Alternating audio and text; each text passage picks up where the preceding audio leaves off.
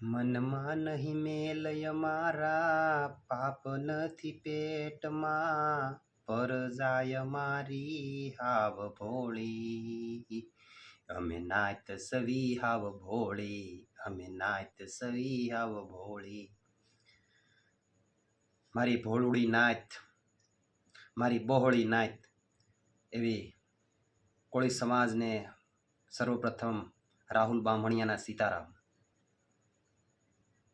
ખૂબ રસ્તા રંગાઈ ગયા છે, રોડ નવા થઈ ગયા છે, ખાડા બધા બુરાઈ ગયા છે. સાંભળ્યું છે કે સાહેબ આવે છે, વાત એ પણ સાચી છે, ખરેખર સાહેબ આવે છે. તો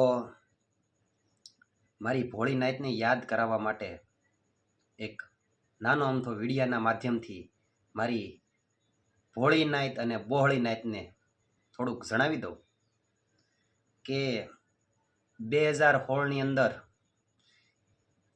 એ પછી જેવી આપણા સમાજ માટે ઘટના બની હતી કે આપણે કોઈનું ઝૂંટવી લેવાવાળા નથી મિત્રો. આ નાઈટ એવી છે કે દૂધની અંદર જેમ સાકર ભળી જાય ને એમ તમામ લોકોની સાથે ભળી જાય છે. તો પછી ઝૂંટવી લેવાની તો વાત ક્યાં આવી? પોતાના જમીન માટે, પોતાની આજીવિકા અને રોજી માટે જે જમીન હતી તે જમીન માટે લડવા માટે લોકોએ આંદોલન કરવું પડ્યું. અને એ આંદોલનની અંદર 90 થી 95 જેટલી માતાઓ, બહેનો અને ભાઈઓની માથે કેસ થયા. અને એવા મારવામાં આવ્યા મારી ભોળી નાઈટને ભાઠા પાડી દીધા. દંડા મારી મારીને કોકના પગ ભાંગી નાખ્યા, કોકના હાથ ભાંગી નાખ્યા, કોકની કીડીયું ભાંગી નાખી, કોકના માથા ભાંગી નાખ્યા. ત્યારે મારા સમાજના તમામ પક્ષમાં, તમામ પાર્ટીમાં, તમામ લોકો જે છૂટાઈ ગયેલા છે તેઓ એક પણ લોકો ક્યારે આવ્યા નહોતા. અને આ જ લોકો જ્યારે તમારે જરૂર પડે ત્યારે ઊભા પગે હોય છે. તમે કયો હાલો બેસી જાઓ ટેમ્પામાં, સાહેબ આવે છે તો ચાલો ટેમ્પામાં બે, ચાલો સાહેબ આવે છે બેસી જાઓ બસમાં, તો ખબ કરતા બસમાં બેસી જાય છે. પણ ભોળી નાઈટ તમે વિચારો, એ બસમાં ચડતા પહેલા તમે વિચાર કરો કે જ્યારે કોટડા દમન વિધિ થઈ હતી તેની માથે કેટલા માતાઓ, બહેનો, ભાઈ માથે એફઆઈઆર થઈ, એક પણ કેસ પાછો ખેંચવામાં આવ્યો છે નહીં. બીજા સમાજના લોકોના પાસા કેસ ખેંચાઈ જાય.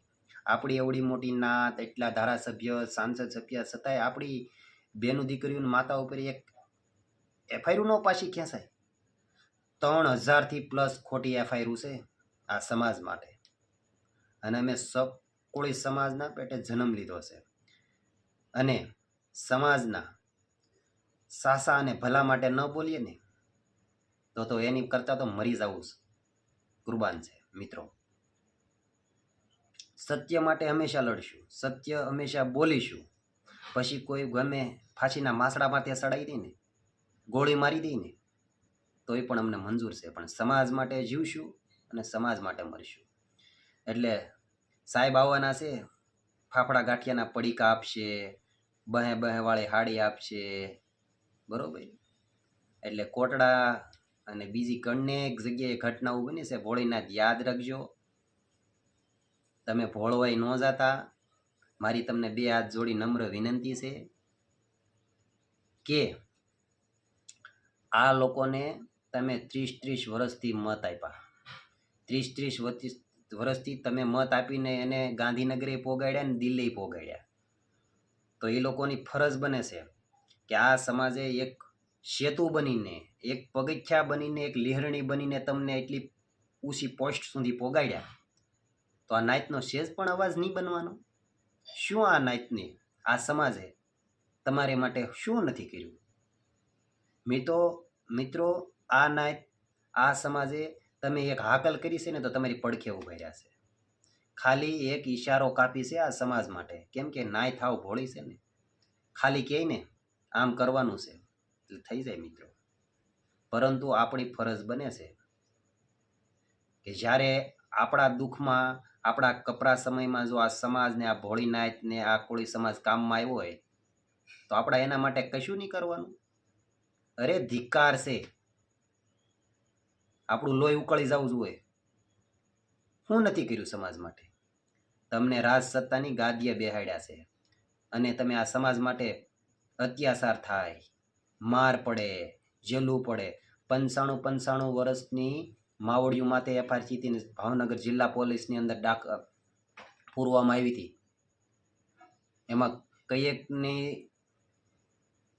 ડિલિવરી જોગ બાયું હતી, બેનું હતી.